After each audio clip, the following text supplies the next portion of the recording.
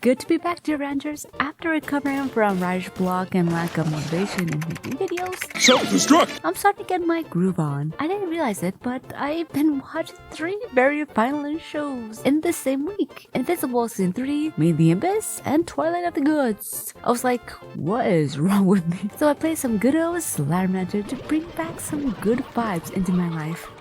Not sure why though, maybe with all the violent shows I've been binge watching got me in a pessimistic mood to the point that I want to really criticize Slam Ranger 2. Now I have already criticized the game a while ago with another video, but after some time I'm starting to lean toward favoring the first game more and more. Now don't get me wrong, Slam Ranger 2 is a good game with major improvements. What they have done is amazing work that many indie studios can only dream of, and honestly, criticizing a game that is still in early access is not really fair. However, I just have a lot on my mind on the current version of the game development. Am I right or wrong? You're more than happy to criticize me, dear Ranchers. I'm going straight to the point. I found the game played the same. You suck, shoot, and rake anything that's in your way. There are some minor changes with the gameplay, like you need to go out in the wild and to collect resources instead of the dancing pumpers. It is still largely the same. I do appreciate though that the controls are a lot more smoother and the UI menu feels more natural. In the first game, you need to click on the item to buy, while in the second, just press spacebar. It feels a lot more comfortable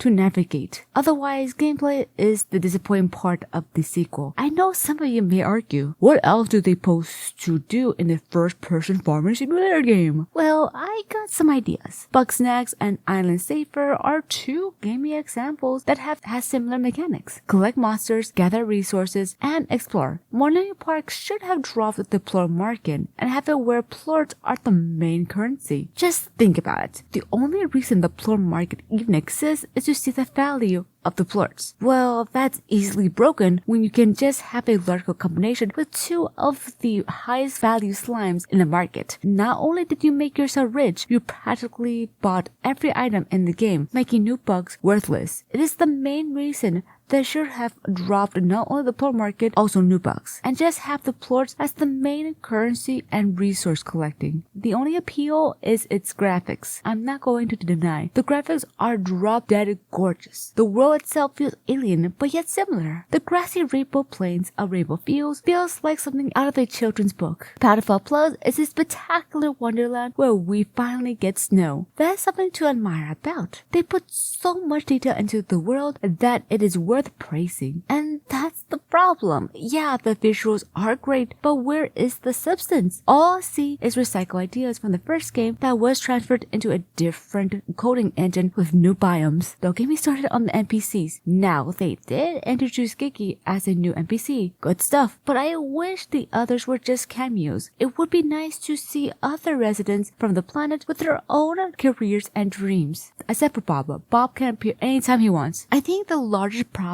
of the game, to sum it up, is gameplay. You do the exact same thing as the first game, but a fresh coat of paint. Now, they do spice up the gameplay whenever a new update is introduced. Weather system, gets my way, and proto market, even though it is the weakest update so far. It still helps spice up the gameplay a little. Into the Labyrinth is probably the biggest game changer, bringing in a whole new area to explore. Unfortunately, we were left in a cliffhanger, literally, informing the player that part 2 will be out at a later date.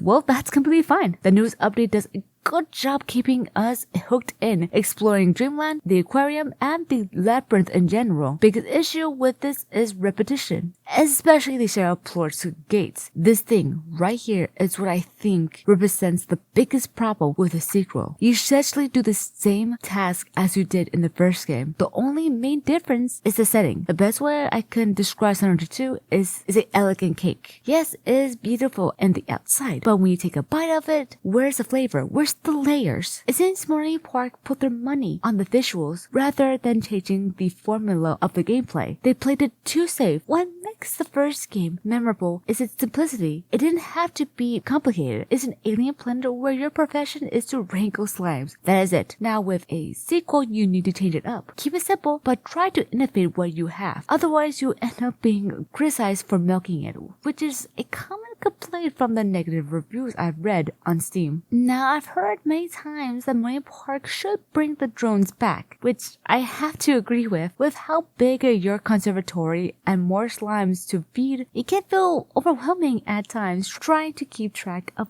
both normal and larval slimes. In the next update before the part 2 of the Great Labyrinth, they should focus on organization of the ranch. Better yet, have drones be included in part 2. That would be really neat. Honestly, drones should have been added for either Gadget My Way or Proto Market. What makes the first game magical is, like I said, simplicity. You're a rancher who inherited a piece of land where you use it to wrangle alien slimes. There are 20 slimes you can corral and hundreds of combinations to make largals from. Probably the funnest part of the game, seeing different largal variations, all while the player explored the alien world full of secrets and hidden treasures. Even the story was easy to follow with a sweet message of love and regret, I guess. Even though the game was not as in-depth like Stardew Valley or Coral Island, I think its premise as a simple first-person farm sim game for a small studio was a perfect doorway for them to expand for future titles. Slender 2 was the opportunity, but I think they missed the landing.